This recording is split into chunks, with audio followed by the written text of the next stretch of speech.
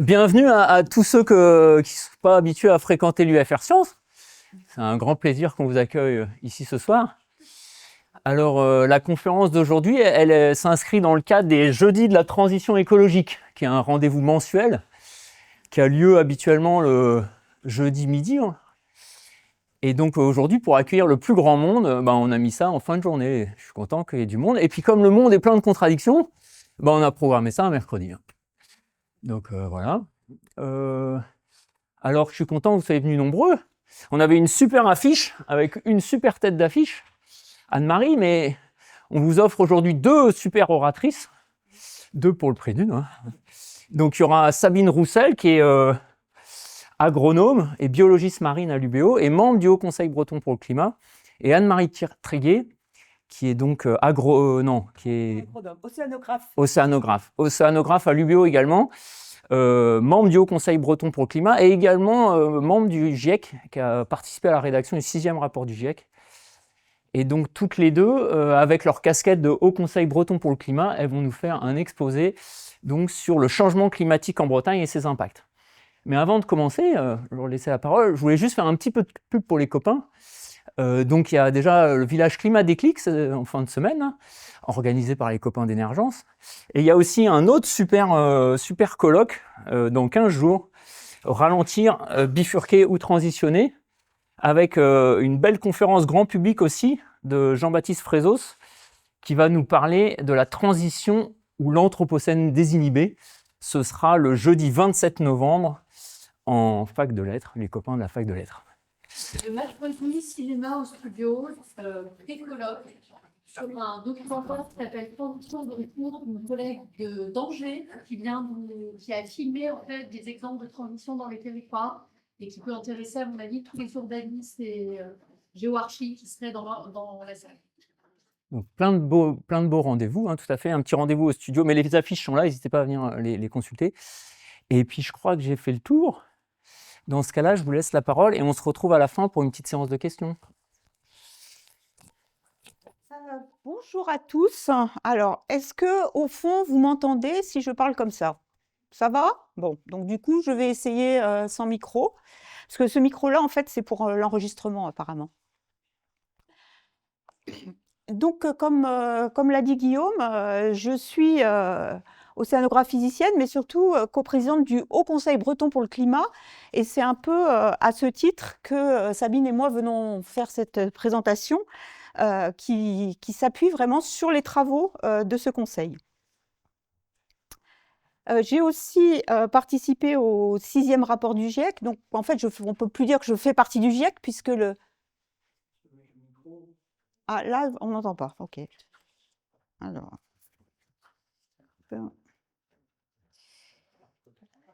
Ah.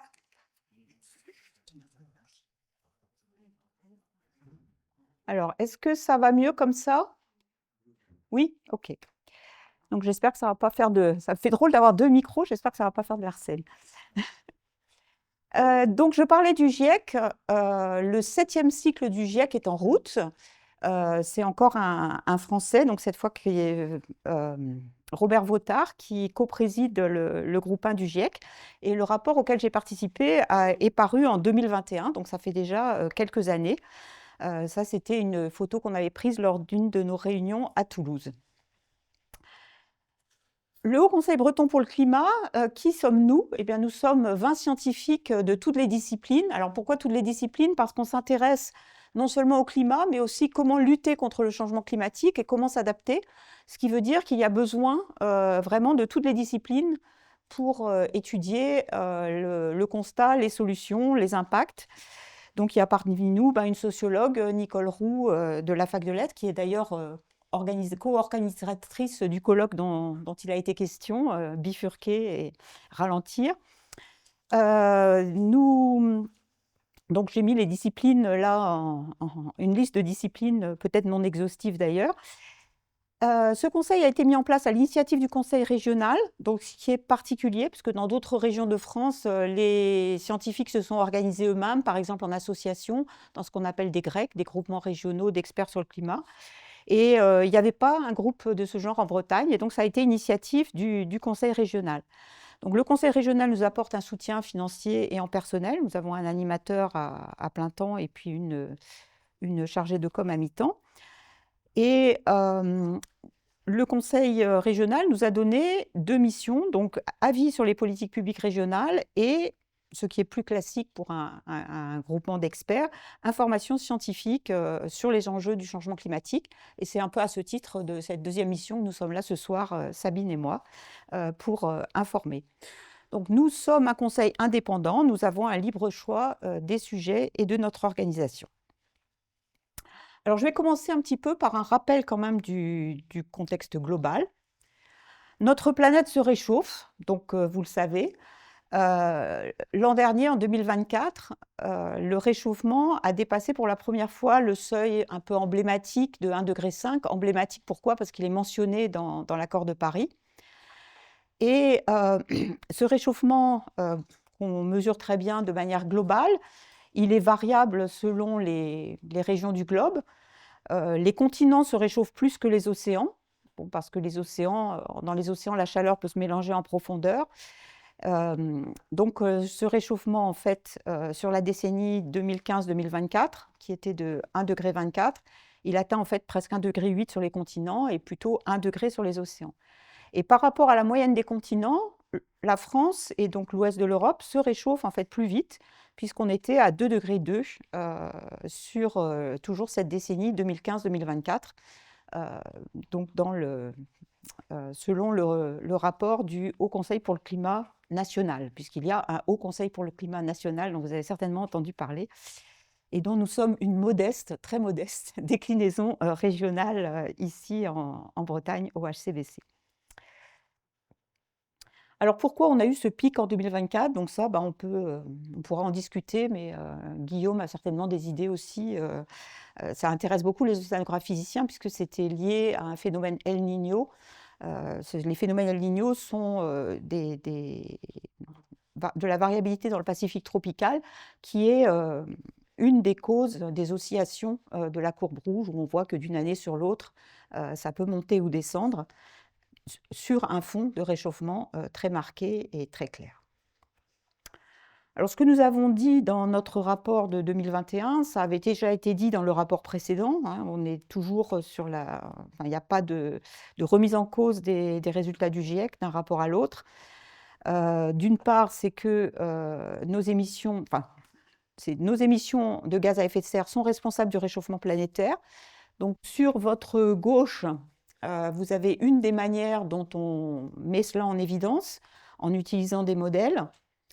On regarde si les modèles reproduisent le réchauffement observé quand on y met les gaz à effet de serre, c'est-à-dire l'influence humaine. Ça, c'est toutes les courbes et l'enveloppe de courbes en rose. Et on voit que c'est le cas. Les modèles, en moyenne, reproduisent très bien le réchauffement observé. Et quand ensuite, dans ces mêmes modèles, on enlève les gaz à effet de serre, on enlève l'influence humaine, eh bien, on se retrouve sur l'enveloppe bleue, avec une moyenne bleue. Et ça nous dit que si on n'avait pas émis de gaz à effet de serre, eh bien, le climat ne se serait pas réchauffé, il serait resté à peu près stable sur la période. Donc, si on avait eu uniquement le forçage naturel, donc le soleil et les volcans. Et à droite, en fait, on regarde les différents facteurs qui peuvent influencer les changements dans le climat. Et on voit d'une part, si on commence vraiment par ce côté-là, par la droite, que la variabilité, que la variabilité interne du climat, alors c'est quoi la variabilité interne? C'est justement d'une année sur l'autre, il y a un El Niño, il n'y a pas d'El Niño. C'est tout petit, en fait, c'est la barre noire, là, c'est-à-dire ça peut faire varier en plus ou en moins de quelques dixièmes de degré. Et l'activité solaire et les volcans, il n'y a pas eu d'activité énorme sur les dernières décennies, donc c'est encore plus petit, c'est vraiment une variabilité toute petite. Et ensuite, l'influence humaine, c'est les 2 barres grises. Alors pourquoi il y a 2 barres? C'est parce qu'en fait, les gaz à effet de serre qu'on émet, ils ont les gaz que nous émettons ont 2 fonctions. Il y a d'une part les gaz à effet de serre, le méthane, le CO2 qui réchauffe le climat, et il y a aussi des aérosols sulfatés, de la pollution, qui refroidissent le climat. Donc on voit un effet de réchauffement, la barre grise du haut, et s'il n'y avait eu que ça, on serait déjà en moyenne à 1,5 degré ou plus. Et les autres facteurs, ce sont ces aérosols, cette pollution qui refroidissent le climat. Quand on fait la somme des deux, on a l'influence humaine totale, et vous voyez qu'elle est exactement égale au réchauffement observé. Ce qui veut dire que le réchauffement observé sur les dernières décennies est 100% dû à nos émissions de gaz à effet de serre. Il n'y a pas d'autres sources, c'est vraiment 100% nos activités. Donc voilà, ce sont des résultats, je dirais, classiques qui sont dans le rapport 2021, mais qui étaient déjà dans le rapport du GIEC précédent en 2013 et qui sont toujours renforcés d'un rapport à l'autre et pas remis en cause. Alors ça change, le climat change à l'échelle du globe, et que se passe-t-il en Bretagne? Donc là, j'arrive sur les résultats sur les travaux du Haut Conseil breton pour le climat. Alors ces travaux, en fait, vous les trouvez sur notre site web. On a un site web hcbc.bzh, et tous les ans, donc, on édite un bulletin qu'on peut télécharger en fait sur ce site web. Et notre premier bulletin en 2023 s'était focalisé sur l'été 2022, annonciateur d'un climat futur. Donc cet été 2022, si vous vous en souvenez, on avait vu une canicule à Brest avec un pic de chaleur record à 39,3. On avait vu de la sécheresse avec la ville de Dinan qui avait failli manquer d'eau, dont la retenue était pratiquement à sec. Avec certaines communes en fait, qui ont dû être approvisionnées en eau potable par camion, et avec les incendies dans les monts d'Arrée, donc en particulier autour de la chapelle Saint-Michel en 2022. Une façon de voir ce changement sur la température, c'est de regarder une série temporelle de température. Et donc ceci est un graphique qui est fait par notre collègue Vincent Dubreuil, et qui aime bien faire des analogies entre la remontée de la température et un déplacement en fait, du climat du sud vers le nord. Donc on a les observations à Rennes, où on voit donc déjà un réchauffement sur la période observée dans le vert, les courbes vertes. On voit que 2022 était vraiment exceptionnellement chaud, c'est la petite étoile jaune. Et ensuite, on voit les projections qui dépendent en fait du niveau de gaz à effet de serre qu'on va émettre. Et à droite, donc, vous avez des panneaux qui indiquent la température actuelle à Toulouse, donc référence 91-2020, la température actuelle à Montpellier, la température actuelle à Marseille. Donc en fait, aujourd'hui, la température à Rennes est déjà celle qu'il y avait à Bordeaux dans les années 60. Donc on peut déjà dire que voilà, on est déjà arrivé à Bordeaux. Et si le climat continue à se réchauffer, on pourra avoir Rennes qui va ressembler à Toulouse, à Montpellier. Bon, on peut probablement éviter Marseille. Donc tout ça étant basé uniquement sur la température. Donc c'est un petit peu primitif, puisque un climat, ce n'est pas seulement une température, évidemment, c'est aussi des précipitations, c'est aussi une saisonnalité, etc. Alors, je voudrais faire aussi, avant d'aller plus avant, faire un petit rappel sur ce que c'est que l'atténuation et ce que c'est que l'adaptation. Est-ce que c'est des concepts qui vous sont familiers? Oui, à peu près. Donc, l'atténuation, on peut dire que c'est éviter l'ingérable, c'est-à-dire cesser d'émettre des gaz à effet de serre. Donc ça, en France, comment est-ce que c'est géré? C'est géré par la stratégie nationale bas carbone, qu'on appelle la SNBC, qui est la stratégie nationale pour diminuer les gaz à effet de serre en respectant donc l'accord de Paris. Et donc il y a eu une SNBC 1, une SNBC 2, et en ce moment c'est un peu en panne, puisque la SNBC 3, qui a été préparée entre 2022 et 2024, elle n'est toujours pas publiée. Donc ce n'est pas sans relation avec les chaos au niveau du gouvernement depuis plusieurs mois, mais même avant les derniers remous, elle n'était toujours pas publiée. Alors, on doit donc atténuer, c'est évident, il faut stopper ce réchauffement climatique et stabiliser le climat, mais comme on voit qu'il est en train de se réchauffer et donc que des impacts sont déjà là, il faut aussi s'adapter. Donc l'adaptation, c'est gérer l'inévitable. Et là, au niveau national, c'est géré par ce qu'on appelle des plans nationaux d'adaptation. Et le PNAC 3 a été publié donc en mars 2025. Et alors la question, quand on dit il faut s'adapter, il faut faire une politique d'adaptation, c'est à quoi on s'adapte. Et pour s'adapter, ça veut dire qu'on va vouloir prévenir des risques. Donc il faut quand même qu'on envisage une situation un peu risquée. Et là, pour la première fois, il y a eu un choix en fait d'une trajectoire de référence pour se dire finalement quelle est la situation risquée d'ici la fin du siècle à laquelle il faut qu'on prévoie de s'adapter. C'est ce qu'on a appelé la TRAC, donc la trajectoire de réchauffement, la trajectoire de référence pour l'adaptation au changement climatique. Et du coup, c'était ça a donné finalement une nouvelle méthode pour se dire, ça va être quoi le climat dans le futur auquel il faut qu'on prévoit de s'adapter pour limiter les risques. Donc cette TRAC, en fait, a été faite sur la base de se dire, la température globale en fin de siècle, en 2100, sera à plus 3 degrés. Donc c'est un peu pessimiste, puisque quand même les politiques les promesses des États nous amèneraient plutôt vers du 2,5 degrés, 2,7 degrés.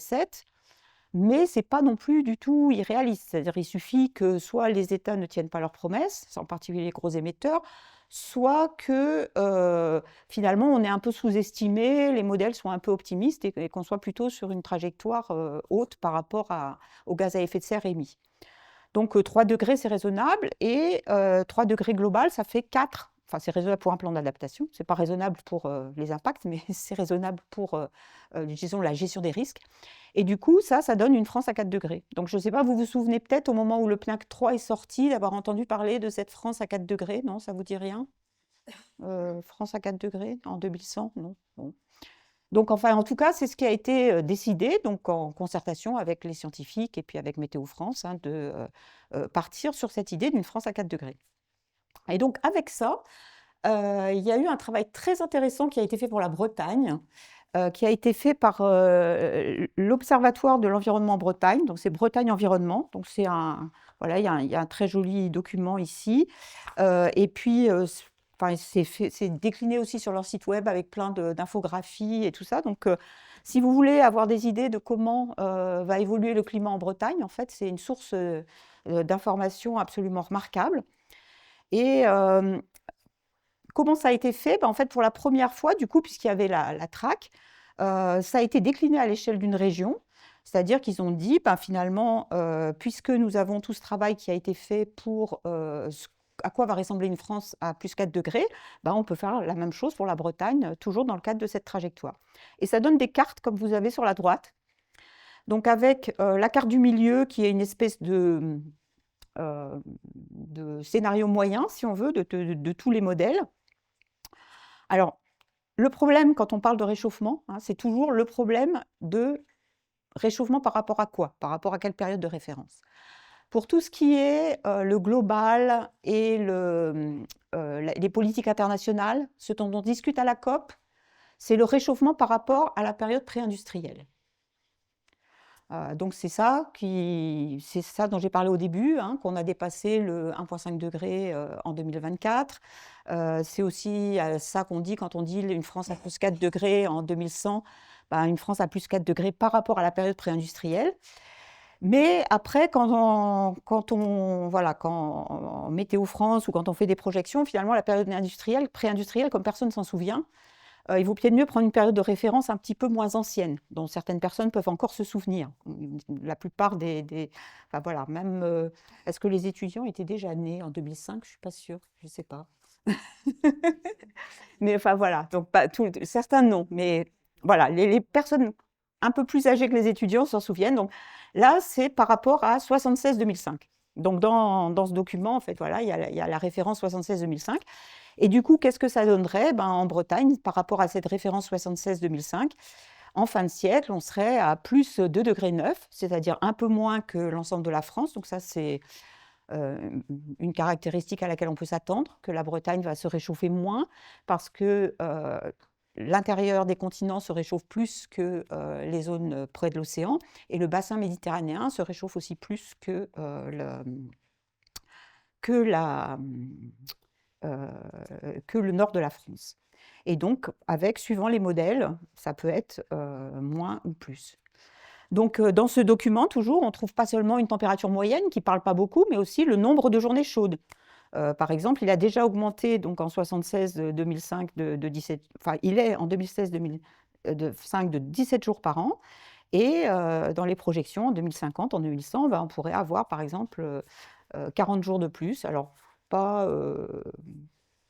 plutôt plus 17 jours de plus ou 18 jours de plus à Brest, mais avec une variation aussi selon les scénarios. Alors, quels seraient les records de température en Bretagne? Ça, c'est toujours aussi quelque chose qu'ils ont regardé. Donc, on a un record à 41 degrés. Alors, c'est plutôt du côté de Rennes que chez nous, ou du côté du Morbihan, sur la période 76-2005. Et donc, on ne pourrait pas exclure, dans les modèles les plus chauds, de voir 51 degrés en Bretagne en fin de siècle. Donc, un record, peut-être une journée, mais très symbolique.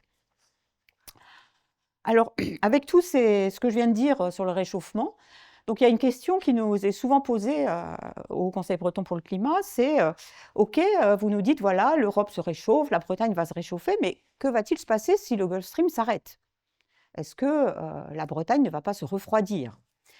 Donc on a réfléchi à ça au sein du Haut Conseil breton pour le climat. Et on est arrivé à un consensus sur le fait que le GIEC a fait une évaluation. Et dans le rapport du GIEC en 2021, c'est ce que le GIEC nous dit, qu'en fait, l'Europe se réchauffe, même si le Gulf Stream s'affaiblit. Enfin, pas le Gulf Stream.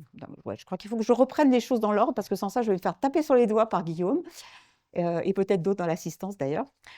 Donc, oui, la première chose, c'est de regarder le graphique et de voir que la question qui est posée là, sur le refroidissement de l'Europe, ce n'est pas lié vraiment au Gulf Stream en tant que tel, puisque le Gulf Stream, qui est indiqué là par une flèche, il fait partie d'une boucle orange qui tourne. Et c'est un courant qui est essentiellement forcé par le vent.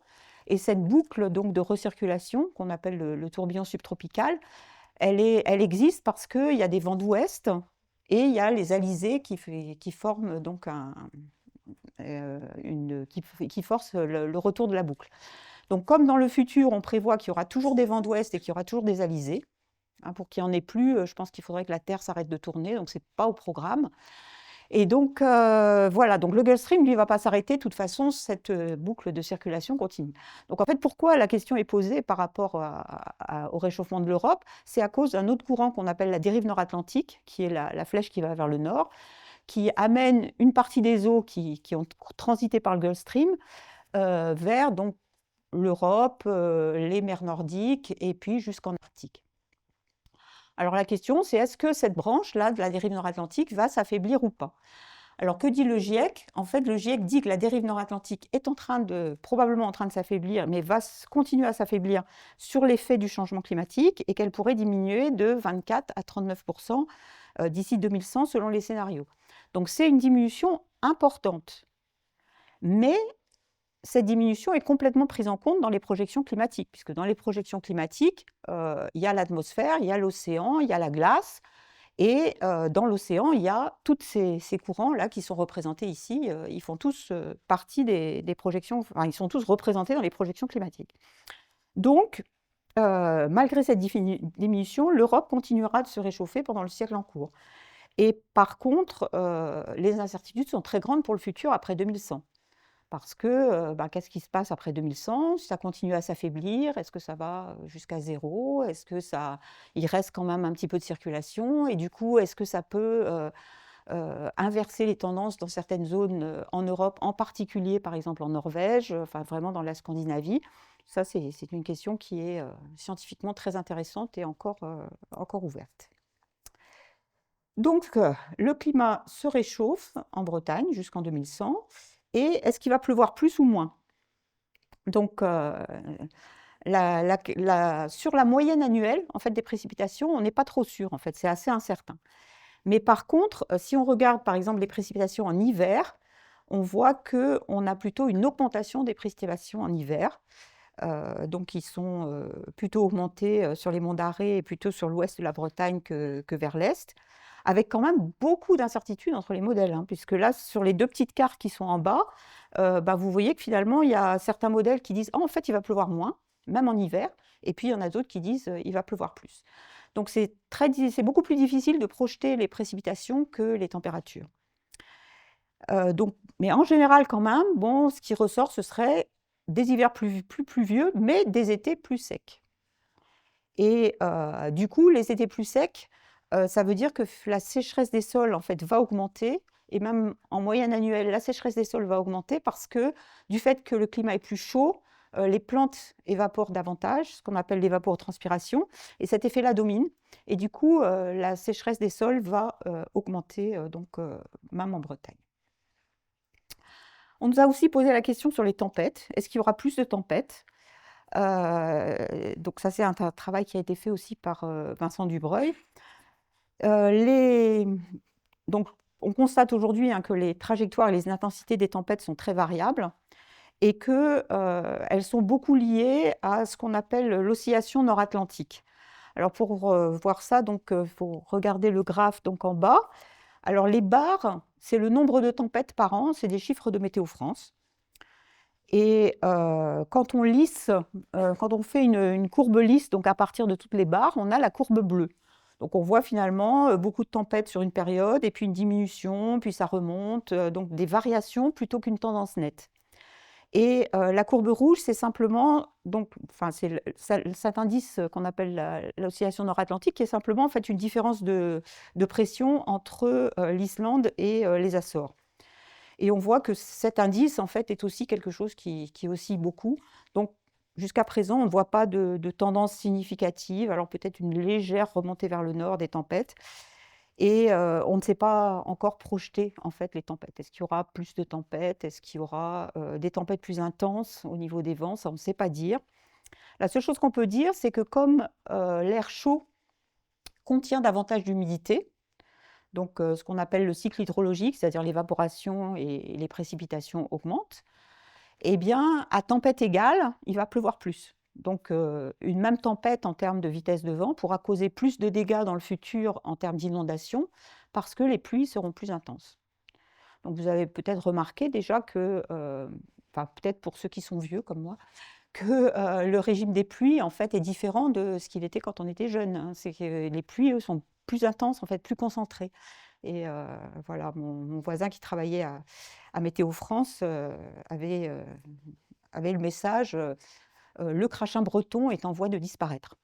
Bon, c'est une image, c'est peut-être un peu extrême, mais voilà, on va vers la fin du crachin breton, on va avoir des régimes de pluie plus intenses et moins continus.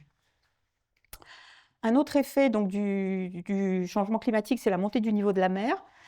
Donc cette hausse du niveau de la mer est inéluctable et le futur est aussi rendu incertain. Et rendu incertain par quoi? En fait, essentiellement par les incertitudes sur la fonte des glaces du Groenland et de l'Antarctique.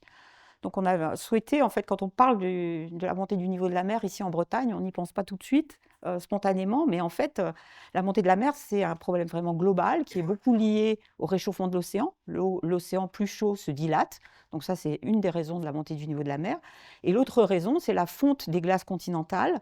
Et les glaces continentales qui vont le plus influencer ce qui va se passer au futur, c'est le Groenland et l'Antarctique.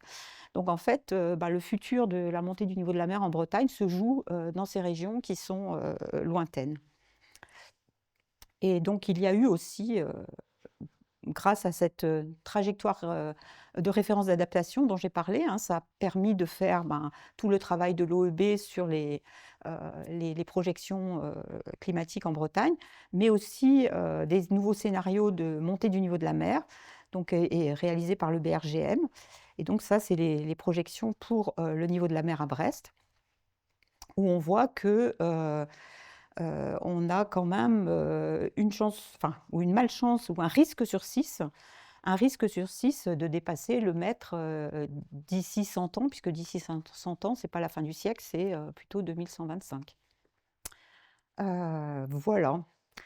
Donc je pense que je vais m'arrêter là et je vais te laisser la parole, Sabine. Tiens. Merci.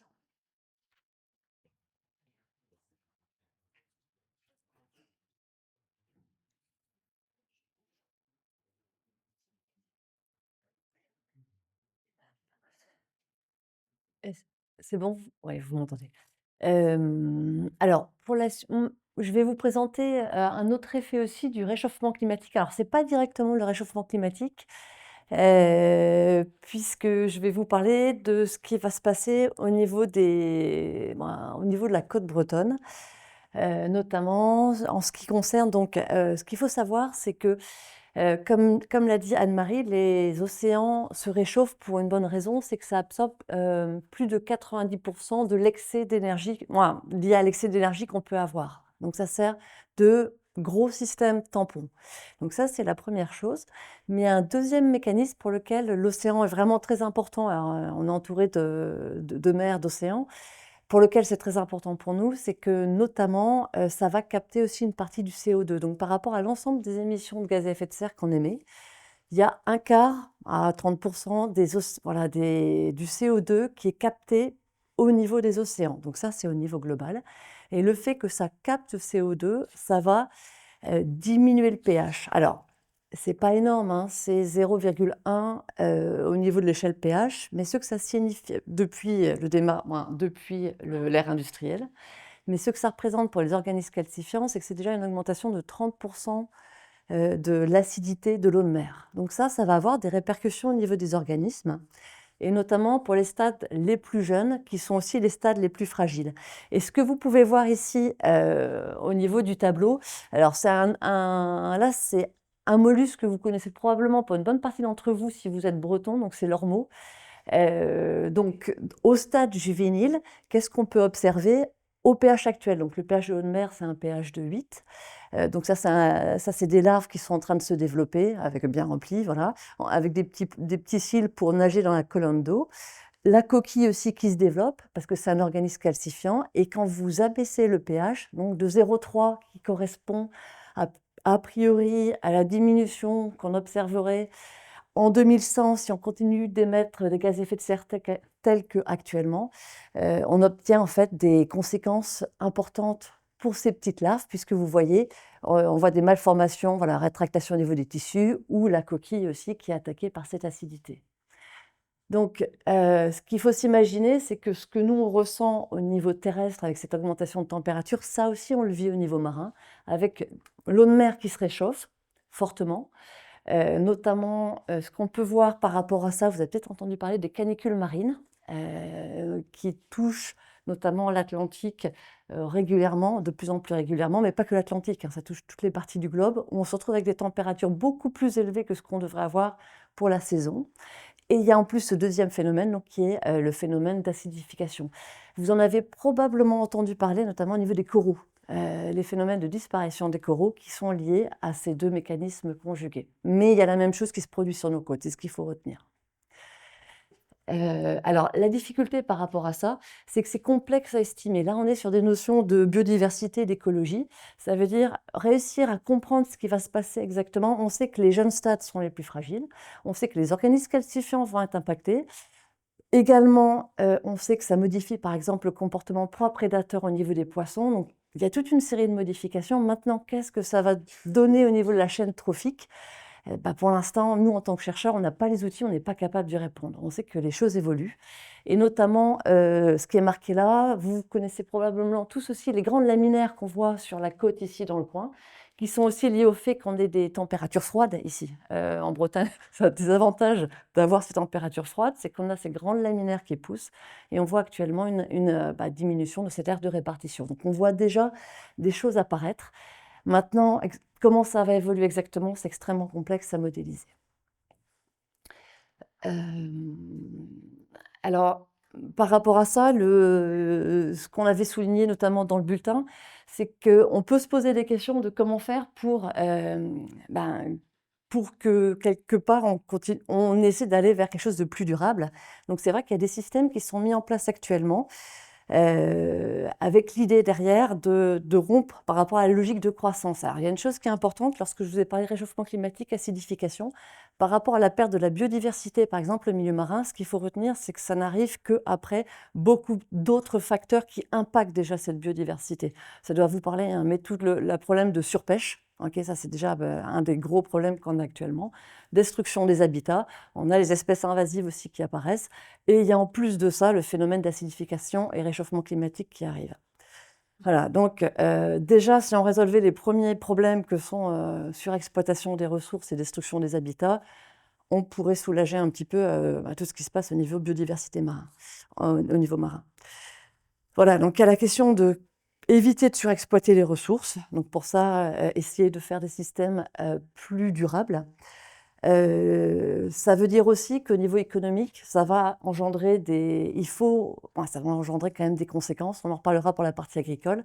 Toutes les questions qu'on est en train de vous poser au niveau scientifique a des répercussions au niveau économique. Donc ça, j'en reparlerai après pour la partie agricole parce que c'est encore plus, c'est pas plus prégnant, mais en tout cas, ça fait partie des grosses questions qui se posent. Et donc, il y a aussi toute une question qui se pose pour le suivi de cette biodiversité ou de l'impact qu'on peut avoir au niveau côtier. Et donc, pour ça, il y a des outils de suivi, de connaissances, d'observation qui sont hyper importantes à mettre en place, et qui sont déjà mis en place et qui s'appuient parfois aussi sur des sciences participatives. Voilà. Donc ça, c'était sur la partie littorale. Cette année, on a travaillé notamment sur la partie agricole. Alors, pourquoi la partie agricole? Dès que vous sortez de Brest, vous vous rendez compte que en fait, l'agriculture, c'est vraiment une partie importante de la culture au niveau de la Bretagne. Déjà, pour une bonne raison, c'est qu'il y a encore beaucoup d'exploitations agricoles, 25 000 exploitations agricoles. Également, une grande partie de la richesse au niveau agricole en sortie de Deuxième Guerre mondiale, c'est faite sur cette agriculture et aussi toute l'agro-industrie qui en dépend. Ce n'est pas que l'agriculture, hein. C'est également toutes les entreprises de transformation qu'il peut y avoir derrière. Beaucoup de milliards associés à la production végétale, mais aussi ce qui caractérise la Bretagne, c'est l'importance de l'élevage. C'est-à-dire que si vous vous resituez au niveau français, plus de 50% des porcs sont produits ici en Bretagne, un tiers de la production avicole et 25% du lait de vache. C'est énorme. Et en fait, ça, clairement, ça a des répercussions au niveau environnemental. Pas que environnemental, on va voir que ça va toucher aussi tout ce qui concerne justement les changements climatiques. Donc, ce qu'il faut retenir par rapport à ça, c'est que ce paysage agricole, on ne peut pas s'en affranchir parce que ça fait clairement partie de l'identité ici. Alors, la grosse difficulté par rapport à ça, avec ces changements globaux, c'est que l'agriculture, ça fait partie des en tout cas en Bretagne, principales sources d'émissions de gaz à effet de serre, mais ça sera aussi un des premiers secteurs à en subir les conséquences. Et ce qu'il faut se dire aussi, c'est ce qui va impacter ici la Bretagne, comme en fait on est vraiment sur des flux qui sont régionalisés, nationalisés au niveau de l'Europe et au niveau international, même s'il y a des choses qui se passent ici en Bretagne au niveau de l'agriculture, ce qui peut se passer aussi très loin peut avoir des répercussions sur l'agriculture en Bretagne. Voilà, on n'est vraiment pas que sur notre bout de rocher, on est aussi dépendant de tout ce qui se passe à l'extérieur. Alors par rapport à ça, premier élément qui peut être impacté, ça va être, déjà, vous avez dû vous en rendre compte, une accélération au niveau du développement des plantes. Les arbres fleurissent plus tôt, le maïs fourragé, hein, les grands champs, au niveau des champs que vous voyez avec l'ensilage, le maïs qui sert à faire de l'ensilage, quand vous regardez un petit peu ce qui se passe, il y a eu un avancement clairement de la période de récolte. Okay, mais ça va plus loin que ça, c'est-à-dire qu'il y a vraiment une modification du cycle qui fait que les végétaux peuvent fleurir plus tôt, mais en même temps, il y a toujours des gelées qui arrivent en fait au mauvais moment. Donc il y a toute une modification des cycles entre le cycle de la plante et potentiellement ce qui va se passer au niveau du climat. Donc voilà, forte chaleur, sécheresse estivale, gel tardif, tout ça, ça multiplie les risques, d'autant plus qu'en fait les végétaux ne sont pas habitués à ces nouveaux cycles et ça met du temps. Alors, il y a quand même un côté positif, qu'il y a quand même de nouvelles opportunités de production. Alors, je ne sais pas, vous êtes plutôt basé ici, mais si vous connaissez notamment le Morbihan, il y a pas mal, par exemple, de vignobles qui sont installés en ce moment au niveau du Morbihan. Donc oui, il y a des diversifications possibles. Alors, par exemple, c'est qu'une petite partie de la production, mais on voit qu'il y a déjà des modifications par rapport à ça. Et puis aussi, on peut s'inspirer de ce qui est vécu dans d'autres régions pour essayer de voir comment s'adapter derrière. Mais ce qu'il faut vraiment retenir au niveau agricole, c'est qu'on est sur des cycles longs. C'est-à-dire que pour réussir à transformer une exploitation, rien de changer de système, c'est 10 ans, 15 ans de temps au minimum. C'est pareil pour les végétaux, ça prend du temps. Donc, ce n'est pas en 2-3 ans qu'on va réussir à adapter nos systèmes agricoles.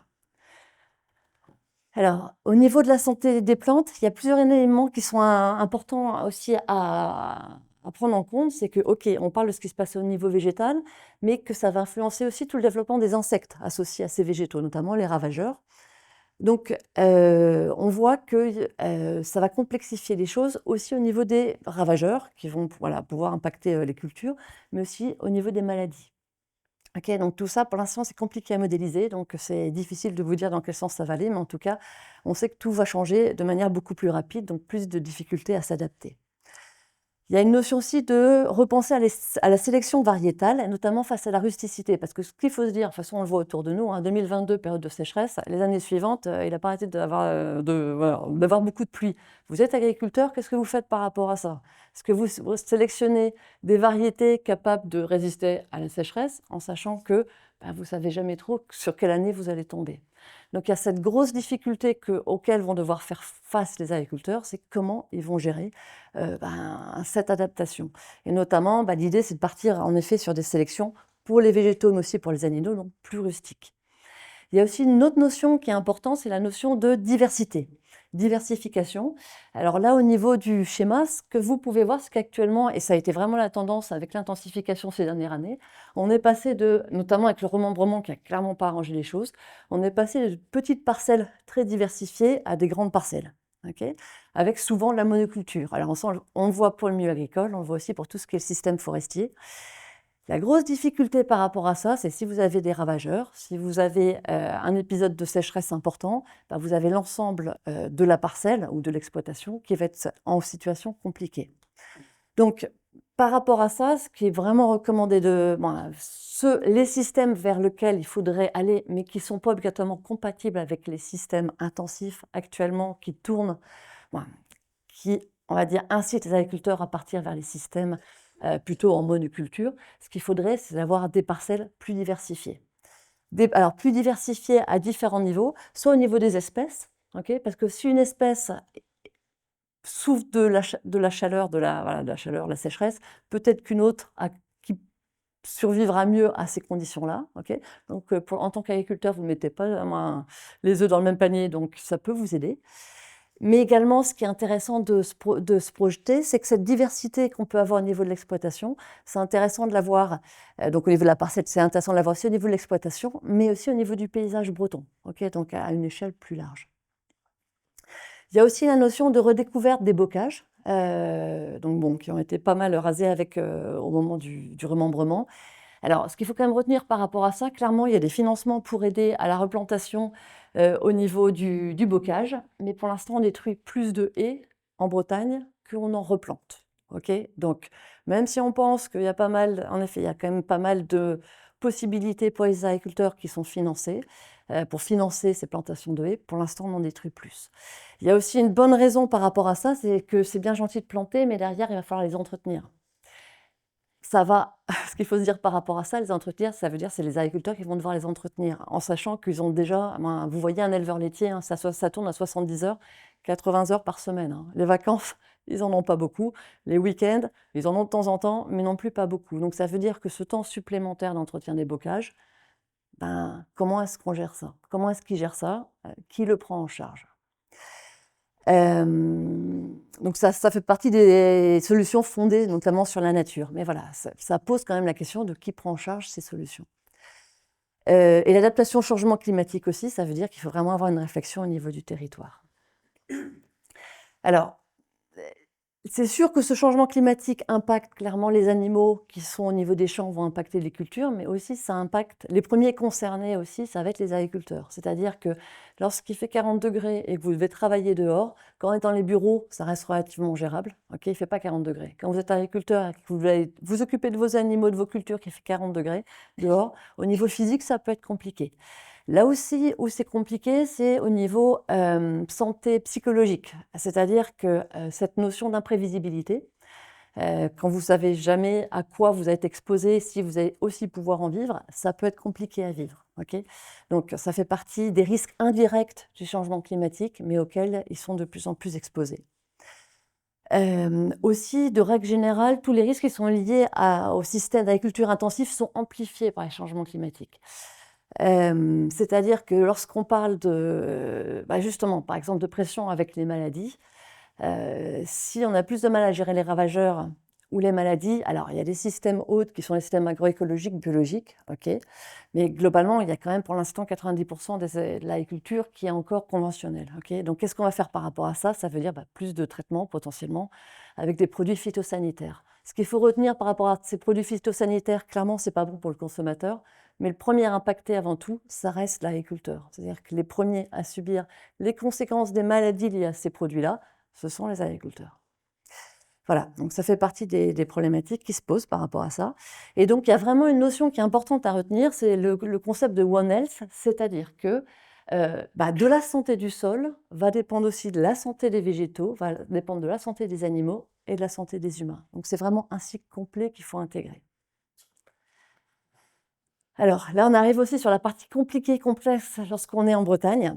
C'est qu'on est une terre d'élevage. Okay. Cette terre d'élevage, alors on a donc des ruminants, vous avez tous vu des vaches. Hein. En fait, ce qu'il faut retenir sur cette vache, c'est que ça, alors elle vit pour rien, cette pauvre vache, mais malheureusement, elle a un gros rumen qui lui sert à digérer, en fait. Okay. Et les micro-organismes qui sont à l'intérieur de ce gros rumen vont libérer ce qu'on appelle le méthane. Or, le méthane, ça fait partie des gaz à effet de serre. Et c'est un des gros problèmes qu'on a en Bretagne. On a beaucoup de ruminants, voilà, parce que traditionnellement, on a développé aussi ce type d'agriculture. Et donc, on a la répercussion de ça aussi. Qui dit beaucoup de ruminants, dit beaucoup de production de méthane. Et ça fait que l'agriculture, contrairement à d'autres régions en France, en Bretagne, représente 40% des émissions de gaz à effet de serre. Donc, si on veut réduire en Bretagne les émissions de gaz à effet de serre, il faut s'attaquer à ce problème-là.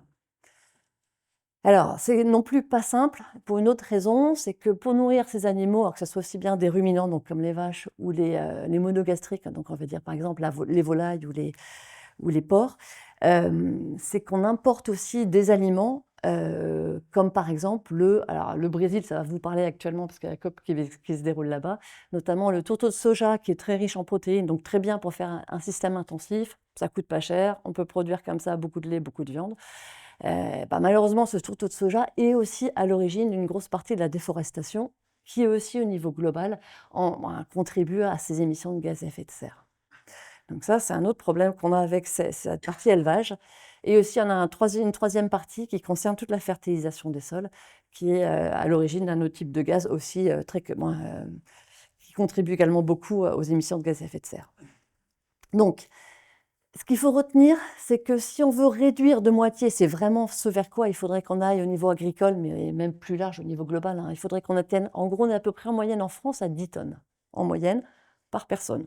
Okay. Si on ne veut pas dépasser 1,5 degré, bon, on y est déjà malheureusement ou pas loin, il faudrait qu'on diminue et qu'on arrive à 2 tonnes. Okay. Diminution par 5. Je ne sais pas si vous voyez un petit peu la marge, le progrès, l'effort qu'il va falloir fournir. Pour l'agriculture, alors au niveau régional, il a été... l'idée, ça serait d'arriver au moins de diminuer, parce que ça reste quand même important l'agriculture, il faut à un moment donné qu'on mange aussi, diminuer d'un facteur 2. Dans tous les cas, si on veut réussir de diminuer d'un facteur 2 les émissions de gaz à effet de serre liées à l'agriculture, on ne pourra y arriver qu'en changeant aussi les systèmes agricoles. Ça ne va pas être simple, je vais vous en parler après pourquoi, c'est clairement pas simple. En fait, actuellement, il y a 2 courants de pensée par rapport à ça, partir sur des systèmes plus extensifs à plus haute valeur ajoutée, ou des systèmes plus intensifs, aussi parce il y a toute l'industrie qui peut y avoir derrière. Mais ce qu'il faut retenir, c'est que l'optimisation zootechnique ne permettra pas d'atteindre cette réduction de moitié. On est obligé de passer par un changement du système qu'on peut avoir actuellement au niveau Bretagne. Donc voilà, donc il y a vraiment une modification structurelle des systèmes qu'il va falloir intégrer, qui n'est pas simple parce que derrière, ce qu'il faut se dire, c'est quand même on a des hommes et des femmes qui sont nos agriculteurs. Et ça veut dire pour y arriver, ils ne peuvent y arriver que s'il y a un fort soutien des politiques à l'échelle régionale, première chose, premier échelon, mais ce n'est pas que à l'échelle régionale, hein, parce que l'échelle régionale, c'est qu'un tout petit échelon, ce qu'il faut se dire, c'est aussi à l'échelle nationale et à l'échelle européenne. Alors, ce qu'il faut dire aussi au niveau des émissions de gaz à effet de serre, au niveau agricole, là où c'est intéressant, c'est qu'il y a un potentiel de séquestration du carbone, c'est-à-dire qu'on émet des choses, mais on est capable d'en capter aussi. Donc, malheureusement, ce qu'il faut dire au niveau des sols bretons, c'est que déjà, ils sont très riches en carbone. Alors, au niveau, c'est vrai qu'on en a parlé, je vous ai parlé de la mer qui capte 25% à 30% des émissions de gaz du CO2 notamment. Mais il y a également l'autre grosse partie que sont les végétaux, qui captent à peu près aussi un quart du CO2 qu'on peut avoir au niveau atmosphérique. Ok.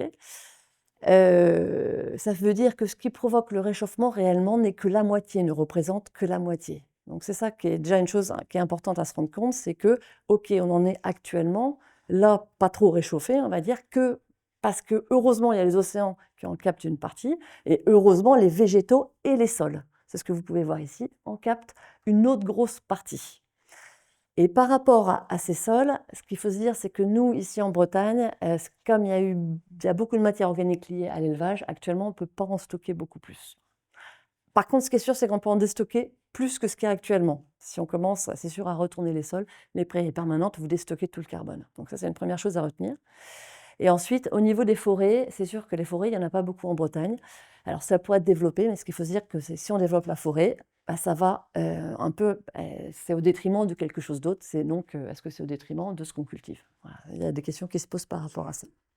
Donc il y a aussi une partie de stockage qui peut être fait au niveau des matériaux agrosourcés, qui représentent que toute une petite partie sur des émissions de gaz à effet de serre. Pour vous donner un petit exemple, vous avez peut-être entendu parler maintenant des maisons qui se développent et qui sont isolées notamment avec de la paille. Ça, ce sont des matériaux agrosourcés. Okay, donc on peut stocker du carbone dans cette paille. Okay, mais retenez que on peut en stocker, mais ça représente plutôt une petite partie. Mais ça fait partie quand même des solutions qui sont intéressantes. Ensuite, voilà, donc de toute façon, dans tous les cas, ça veut dire quoi tout ça? C'est que si on veut réussir à atteindre une réduction par 2, ça ne pourra s'accompagner, et ça c'est vraiment très important, que par une réduction des émissions. Et on va voir comment y arriver. Ça ne sera aussi possible que si derrière, il y aura s'il y a une partie du régime alimentaire de nous, Français, qui est modifiée. Voilà.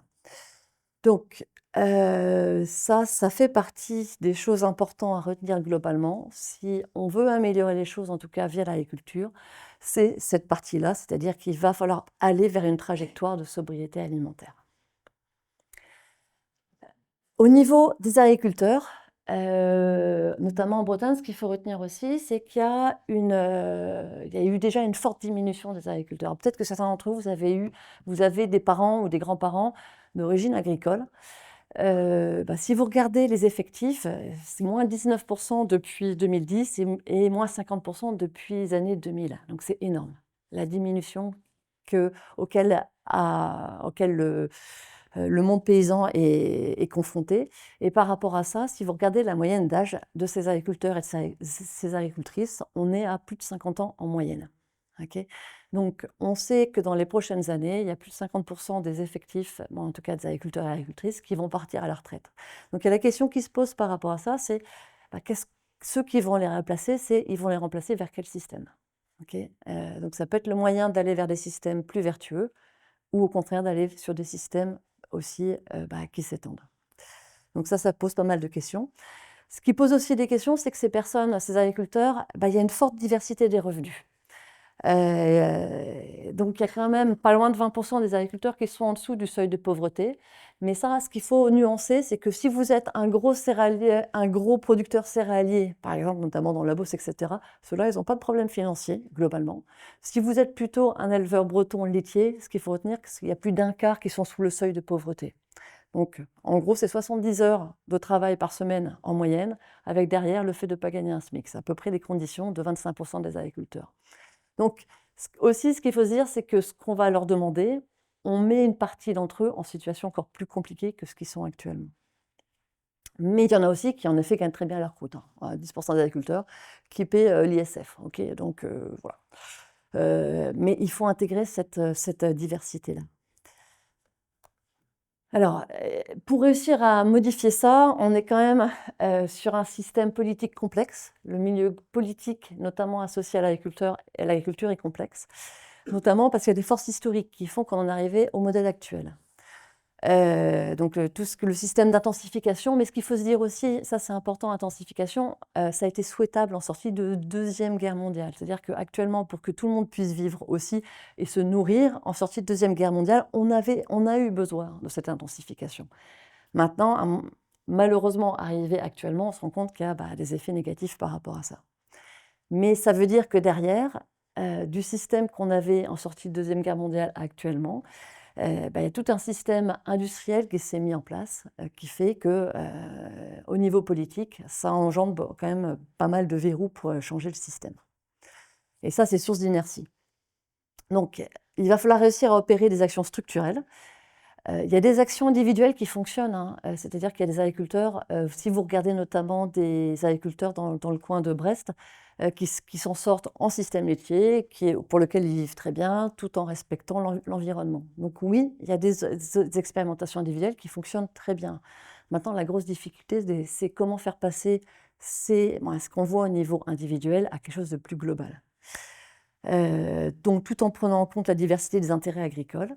Et ça, parmi les choses qui sont recommandées, c'est clairement, il faut des soutiens pluriannuels forts et surtout une ligne directrice qui soit suivie. On ne change pas d'avis chaque année, parce que pour les agriculteurs, lorsqu'ils projettent des investissements, ça se projette à l'échelle de 10 ans, 15 ans, donc c'est compliqué. Voilà. Et ça veut dire aussi une formation initiale et continue renforcée sur ces problématiques-là. Donc voilà, donc il y a plusieurs scénarios par rapport à ça, si ça vous intéresse, qui sont très intéressants au niveau agricole, qui permettent justement de se poser des questions sur vers quel schéma on veut aller. On n'en a pas trop parlé dans notre bulletin, on s'est intéressé qu'à l'agriculture, mais ce qu'il faut aussi noter par rapport à ça, c'est qu'il y a aussi toute la partie alimentation qui est très importante. Alors c'est vrai que là, clairement, c'était trop large pour qu'on puisse aller jusque-là, mais ce qu'il faut vraiment se dire, c'est que toute cette partie agriculture est aussi liée à toute une partie alimentation, qui est aussi pas simple et pour lequel il y a de nombreux verrous. Voilà. Et ben voilà, on a terminé.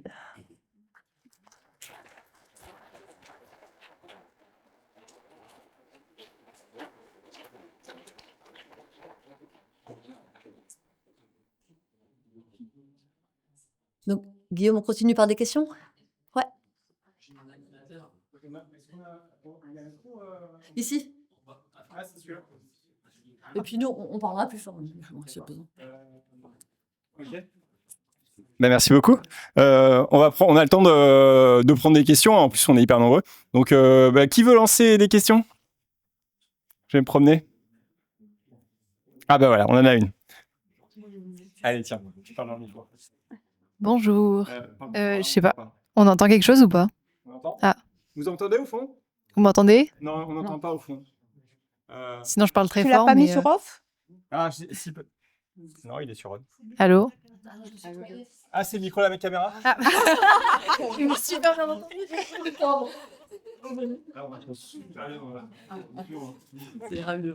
De toute façon, elle n'enregistre pas, je suppose. Du coup, déjà, merci beaucoup. Les explications étaient vraiment super claires. Et merci beaucoup de faire cette conférence. Moi, j'avais une question hyper simple. Vous faites partie du Haut Conseil breton pour le climat.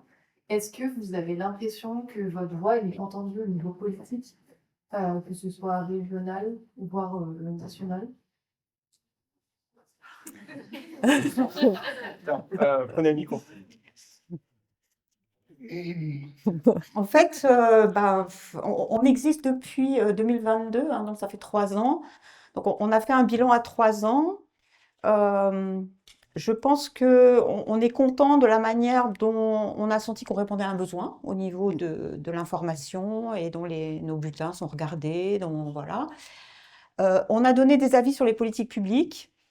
On ne sait pas encore si ces avis ont été suivis d'effet ou pas. Parfois, dans la construction d'une politique, on a l'impression quand même de pouvoir tirer un peu les choses vers, il va y avoir plus d'avoir de changements climatiques pris en compte. Je crois que c'est un petit peu l'avis, par exemple, d'Anne Rouet-Legal, qui est notre collègue qui travaille sur la santé. Donc, elle a milité pour qu'on donne un avis sur le plan régional santé-environnement. À ce titre, elle était invitée à certaines réunions de montage et tout. Et voilà, il devait y avoir un axe transverse climat. Je pense qu'elle a pesé pour que cet axe transverse climat soit plus important. Il y a d'autres choses, en fait, on ne sait pas, quoi. Les forums qui sont organisés, donc maintenant pour la troisième année, à chaque fois, il y avait à peu près un bon tiers, il me semble, de personnes des collectivités Ouais. ou de la fonction publique. Donc, Au plus, je dirais 2 Euh, tiers si tu comptes ouais. euh, Les élus, je pense que c'était un peu moins d'un tiers et 2 tiers au moins. Ouais. Pardon. Oui, enfin, il y avait des élus et donc des agents, et je pense que ça, c'est vraiment 70-80% en fait. Ouais. Ouais. Alors maintenant, là où c'est compliqué, moi j'ai parlé en tant qu'enseignante, parce qu'en fait on peut agir à plein de niveaux différents. Alors c'est vrai que le HCBC, le rôle est plutôt de faire le lien avec tous les agents de la fonction publique, essayer d'aller à leur rencontre en organisant pour ceux qui s'intéressent et qui font l'effort de s'inscrire, hein, on est d'accord. Donc on réussit à ceux-là, j'ai envie de dire les convaincus à les convaincre, ils me sont déjà un peu convaincus. Maintenant, il y a d'autres moyens aussi. En fait, les moyens sont extrêmement variés pour réussir à essayer de toucher un minimum les gens. Alors moi, au niveau de l'enseignement, ce que je peux dire, c'est que ce qui fonctionne, vous avez peut-être entendu parler des ateliers ou des jeux qui s'appellent la fresque du climat ou d'automne. Ce qu'il faut savoir, c'est que sur ce type de communication, alors c'est encore un autre cadre, hein, là on ne touche pas les politiques, on touche le grand public, mais ce qu'il faut espérer, c'est donc Fresque du climat, pour ceux qui ne connaissent pas, ça vaut vraiment la peine de le suivre, ça permet en fait de synthétiser les 3000 pages du GIEC en une quarantaine de cartes et 3 heures de temps. Voilà, donc au moins vous comprenez à peu près ce qui se passe. Plutôt que vous lire le rapport du GIEC. Bon, même si Anne-Marie l'a fait, tout le monde ne le fait pas obligatoirement. J'ai pas tout lu, hein. J'ai pas lu les 3000 pages. Voilà, donc il y a ce jeu qui s'appelle la fresque du climat. Vous pouvez, il y a souvent, c'est gratuit, c'est organisé dans différents cadres, qui permet de comprendre ça. Il y en a un autre auquel on fait faire aussi aux étudiants qui s'appelle 2 tonnes, qui permet de comprendre justement comment passer de 10 tonnes par personne à 2 tonnes et montrer que c'est possible.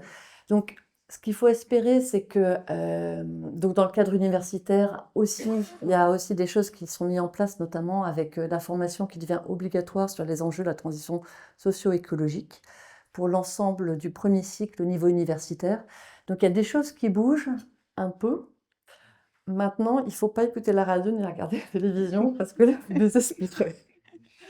Voilà, donc ça c'est pour nuancer. Allez, merci beaucoup. On va continuer. D'autres questions pour la gratter. Voilà, avant.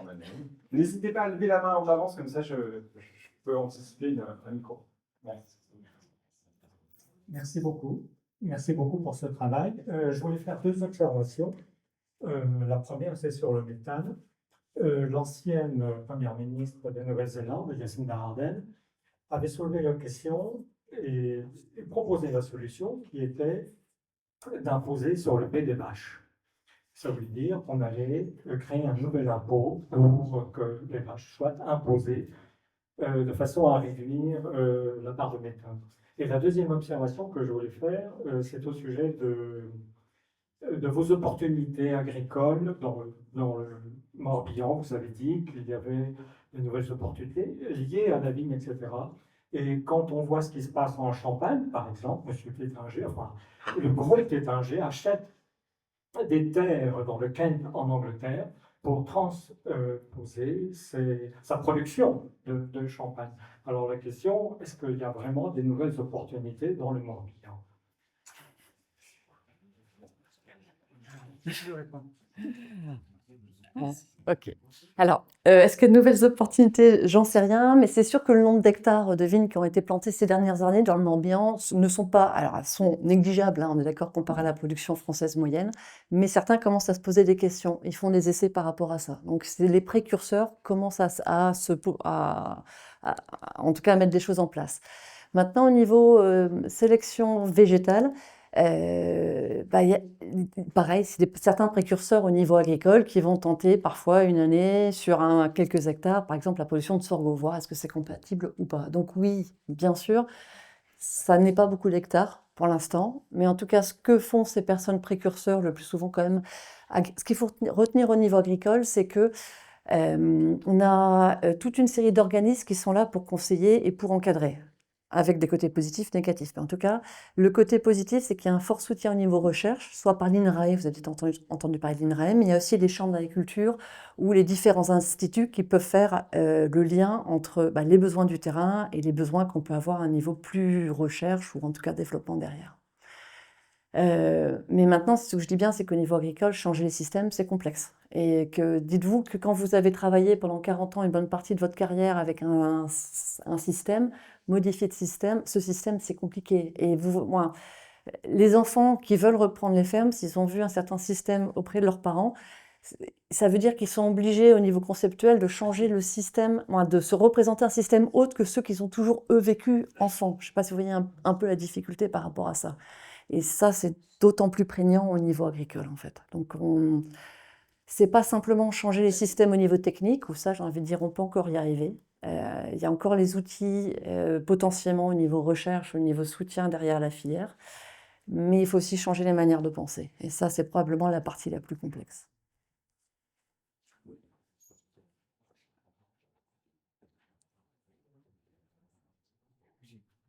Ah, il y a... J'arrive. Les étudiants, je vois qu'il y a pas mal d'étudiants aussi. N'hésitez pas à prendre la parole, à poser une question. Je suis sûr que vous avez des super questions en réserve. N'hésitez pas. C'est une question dure. Je surveille l'heure du coup, puisque je peux pas parler. Merci pour la présentation, super clair. Alors, c'est une remarque et une question. Une remarque, donc il y a des élections municipales là, qui vont arriver très bientôt, donc c'est aussi l'occasion de s'engager dans la bataille. Mais il y a des listes, par exemple, qui proposent de faire des ceintures maraîchères autour des villes pour apporter de la résilience. Il peut y avoir un problème d'importation de nourriture, d'alimentation dans les villes qui viennent de très loin. Donc, n'hésitez pas à vous en rapprocher aussi. Ça fait partie du combat pour faire changer les verrous, pour débloquer les verrous politiques. Et ma question, c'était sur l'affiche. Donc, on voit l'Étudie qui va sûrement être sujette à la montée des eaux. Il y a un festival d'ailleurs qui s'appelle Avant que la mer monte, là-bas, qui est assez sympa, qui fait des conférences aussi. Est-ce qu'il y a des plans pour justement reloger les personnes ou est-ce qu'il y a des plans de manière générale face à la montée des eaux de la Bretagne nationale? Et de l'érosion des côtes aussi, peut-être, je ne sais pas, est-ce qu'il y a des suggestions ou des politiques publiques pour empêcher ça?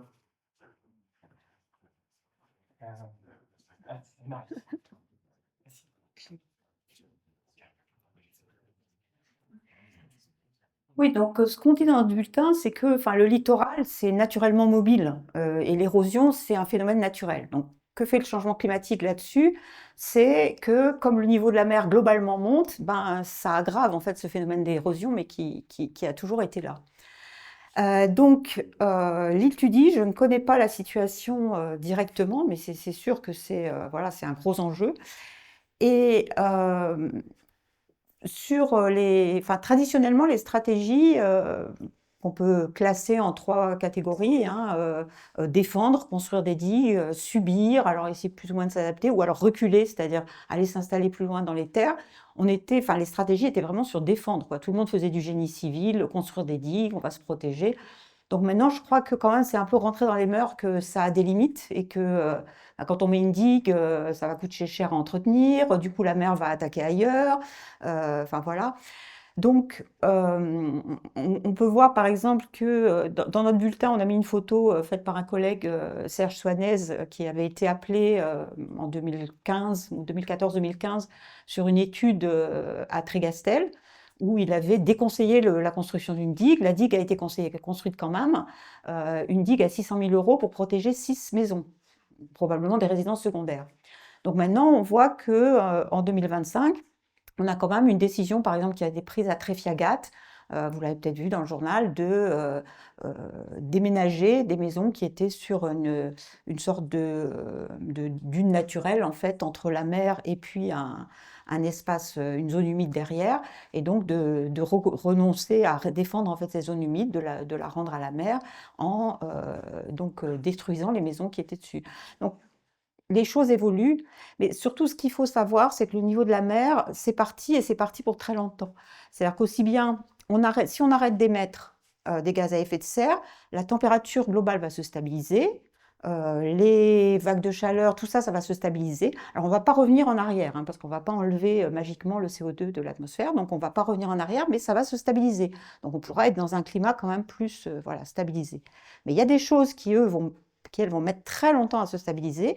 C'est par exemple l'acidification dans l'océan profond, le réchauffement de l'océan profond et la hausse du niveau de la mer, ça va continuer pour des siècles et des siècles, quoi.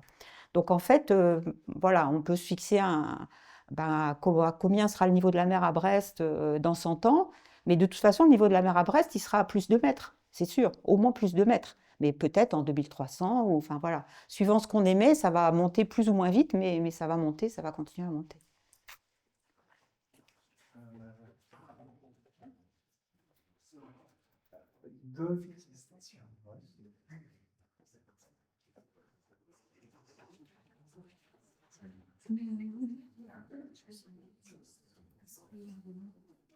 Alors, merci à tous les deux pour la présentation.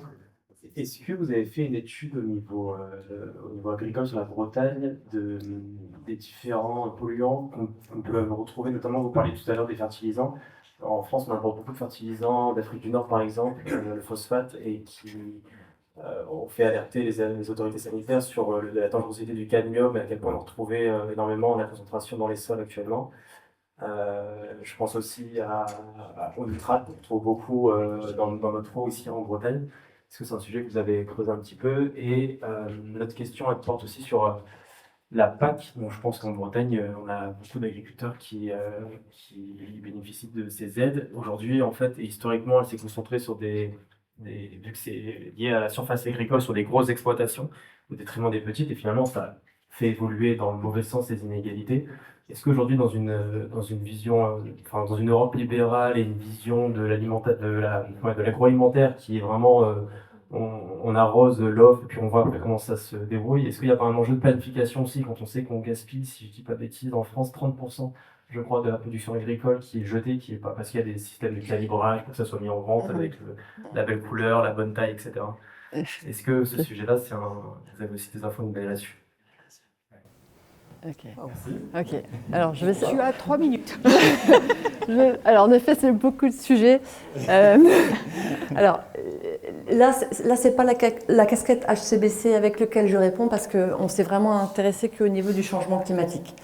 Donc là, c'est plus, je vais répondre en partie à tes questions avec ma casquette plus agronome. Ok, donc voilà, parce que c'est vrai que nous, on s'est vraiment focalisé que sur cet angle d'approche que sont le changement, qui est le changement climatique. Alors, la remarque est complètement fondée, notamment. Alors, la question du cadmium, je ne vais pas pouvoir te répondre spécifiquement pour la Bretagne. Oui, ce qu'il faut retenir, c'est que notamment. Alors, il y a plusieurs problèmes. Donc, le cadmium, ce qu'il faut retenir, c'est qu'en effet, pour fertiliser les cultures, on va mettre des engrais de type azoté et phosphaté, NPK, okay, qui vont être mis au niveau des parcelles. Et suivant l'origine, en fait, notamment des phosphates, on va notamment agréger, mettre sur une zone donnée tout ce qui est cadmium. Suivant le type de plante que vous cultivez sur votre surface agricole, vous avez des plantes qui vont en effet extraire beaucoup de ce cadmium. Ce qu'il faut retenir par rapport à ça, c'est que y a certains types de plantes, notamment les pommes de terre, ont tendance à extraire beaucoup de cadmium. Je vais relativiser ce que je vais dire en disant que ça va dépendre aussi des systèmes agricoles. C'est-à-dire que ça a été démontré par des méta-analyses derrière, c'est que concrètement, vous avez un système bio versus un système conventionnel. En système bio, vous avez 2 fois moins de cadmium en moyenne sur les aliments qu'en système conventionnel. Donc c'est pour ça que je vais relativiser cette histoire de fertilisant. Ça va dépendre du système que vous avez. Retenez qu'en bio, c'est globalement moins contaminé en cadmium parce qu'on n'a pas le droit de mettre ce type d'engrais sur les terres de toute façon. Je vais juste, vous avez peut-être entendu parler du cadmium, le problème du cadmium qu'il y avait au niveau du chocolat, notamment le chocolat noir en bio. Pareil, il faut faire attention par rapport à ça, c'est pourquoi est-ce que le chocolat bio est très riche en cadmium. C'est parce que malheureusement les terres sur lesquelles sont produits cette fève de cacao est naturellement riche aussi en cadmium. Okay, donc toutes les terres d'Amérique du Sud notamment, ce sont des terres riches en cadmium et c'est là où on fait aussi du cacao bio. Mais retenez quand même globalement, le système bio est moins riche en cadmium. Donc ça, c'est un type dont on entend parler, c'est un métal lourd. On a le même type de problème en Bretagne. Si vous regardez les eaux, alors là, je suis moins à l'aise pour parler parce que ça serait plutôt les rivières de Bretagne à en parler. Moi, au niveau de la recherche, on avait regardé un petit peu ce qu'il y avait au niveau des cours d'eau, au niveau des pesticides. Ça fait partie des sacrés soucis qu'on va avoir à gérer dans le futur. Et ça, c'est sans parler aussi de tous les problèmes des microplastiques. J'ai des collègues au Lémar qui travaillent aussi dessus, c'est que l'ensemble des plastiques qui sont émis dans le milieu se retrouvent à un moment donné dans la mer et sont aussi donc ingérés par les organismes au niveau marin. Mais c'est la même chose au niveau terrestre. Les terres commencent à être sacrément contaminées avec ces microplastiques. Donc le changement climatique, c'est un problème, mais il y a toute une autre série d'autres problèmes dont vous faites référence. Vous avez entendu parler des limites planétaires, les 9 limites planétaires. En fait, le changement climatique n'est qu'une des limites. Il y a aussi l'acidification qui est séparée, parce qu'en effet, c'est pas lié, c'est lié au CO2, mais c'est pas exactement le même mécanisme. Mais on a ensuite tout ce qui concerne le cycle de l'azote et des phosphates et les molécules les nouvelles molécules qui sont mises au niveau de l'environnement. Donc c'est ce que vous soulevez. Et j'ai oublié la dernière question que vous aviez. C'était sur la PAC. Oui, malheureusement, c'est un peu comme au niveau politique français, ça ne va pas dans le bon sens. Voilà. Et c'est pareil au niveau européen, même s'il y a vraiment deux courants entre les lobbyistes qui poussent pour les systèmes intensifs. Il y a eu pas mal de projets de recherche qui allaient plutôt vers une Europe plus durable, mais on voit bien qu'actuellement, il y a un contre-coup par rapport à ça. C'est-à-dire que ça ne va pas dans le bon sens obligatoirement. Alors, il commence à être déjà un peu tard. Merci, un peu tard. Donc, il n'y a pas beaucoup de questions. Mais par contre, s'il y avait peut-être une dernière question, on peut s'arrêter là. Voilà, une dernière question, j'avais envie de dire d'un étudiant, et je crois que c'est le cas. Donc, super. Et puis, je propose que ça soit la dernière, le mot de la fin. Enfin, la question de la fin, on va dire. Merci. Du coup, je suis étudiant en biologie ici à l'UBO, en L3. Et j'avais une question concernant les solutions, on va dire, de captation de carbone. Et j'avais deux petites questions. Déjà, est-ce qu'on a des chiffres concernant le carbone qu'on émet et, on va dire, parallèlement à ça, les solutions pour capter le carbone et quelle quantité on pourrait capter au maximum? Est-ce que ça peut être des solutions intéressantes ou pas? Et est-ce qu'on sait si, par exemple, des solutions basées sur les écosystèmes, la restauration écologique, si ça peut être des solutions intéressantes pour un petit peu réduire ces émissions, on va dire. Merci beaucoup. Bonne question. Vas-y. Donc l'océan capte naturellement un quart du gaz carbonique, mais ça évidemment c'est pas vraiment une solution. C'est-à-dire que s'il est là naturellement, et donc quand on parle de solutions, ça veut dire des choses que les hommes ont changé, qui font qu'on capte plus. Aussi bien planter une forêt là où il n'y en avait pas, ou restaurer une mangrove par exemple dans le cadre de ce qu'on appelle les écosystèmes à carbone bleu. Donc en fait, ces solutions-là font partie d'un ensemble de solutions qu'on appelle la géo-ingénierie. Donc il y a de la géo-ingénierie, je dirais, qui est un peu vertueuse, fondée sur la nature, planter un arbre, restaurer une mangrove. Et puis il y a de la géo-ingénierie qui est beaucoup moins vertueuse, qui est par exemple, essayer de rajouter du fer en se disant, tiens, magiquement, mon plancton, il va se développer et puis il va absorber plein de CO2. Et donc il y a un rapport qui est sorti récemment de l'Académie des sciences, qui est très facile à lire, très simple. C'est sur le site web de l'Académie des sciences, sur la géo-ingénierie, et on trouve en fait la réponse à tout ça. Et par exemple, pour ce qui est, en gros, la réponse c'est tout ce qui n'est pas basé sur la nature, attention, danger, et pas d'éléments pour dire que ça peut marcher à court terme. Et pour ce qui est basé sur la nature, en fait, au niveau des écosystèmes à carbone bleu, ils couvrent quand même une très petite partie en fait, de la surface du globe. Donc même si ce sont des écosystèmes qui sont très efficaces, donc on dit parfois que dans une mangrove, ça peut capturer dans le sédiment du CO2 à un taux 8 fois plus fort qu'une forêt par exemple. Mais comme c'est une toute petite surface par rapport à l'ensemble des surfaces des forêts sur la Terre, finalement ça ne fait qu'une petite partie, donc de l'ordre du % ou quelque chose. Donc tout aide, mais il n'y a pas de solution miracle. Je vous ai mis ici, si vous avez envie d'aller plus loin, alors c'est un peu, bon, c'est un peu indigeste, hein, mais là c'est ce qu'on retrouve au niveau du rapport du GIEC, hein, IPCC. Donc ça vous donne une petite idée des différents puits de carbone et le coût aussi associé, c'est-à-dire que oui, il y a différentes solutions, mais maintenant, quel est le coût associé à ça? En gros, ce qu'il faut retenir globalement, c'est que oui, il y a quelques puits de carbone, mais la meilleure solution avant tout, c'est de réduire. C'est-à-dire qu'on n'a pas le choix, il faut réduire.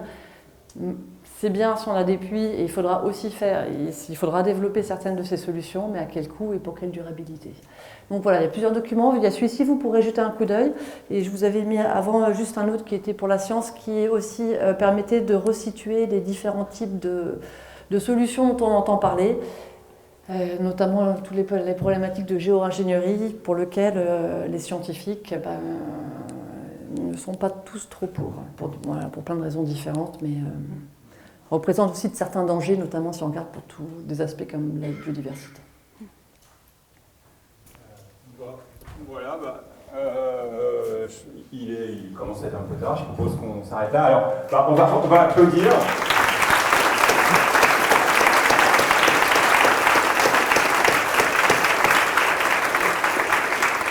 Et puis, en fait, dans notre groupe de travail des Jeudis de la Transition, on veut vous remercier d'être venus si nombreux pour cette conf. Ça l'a fait vivre, ça donne envie d'en faire d'autres, parce qu'apparemment le sujet a l'air de vous intéresser. Voilà, donc rendez-vous pour une prochaine conf. À bientôt.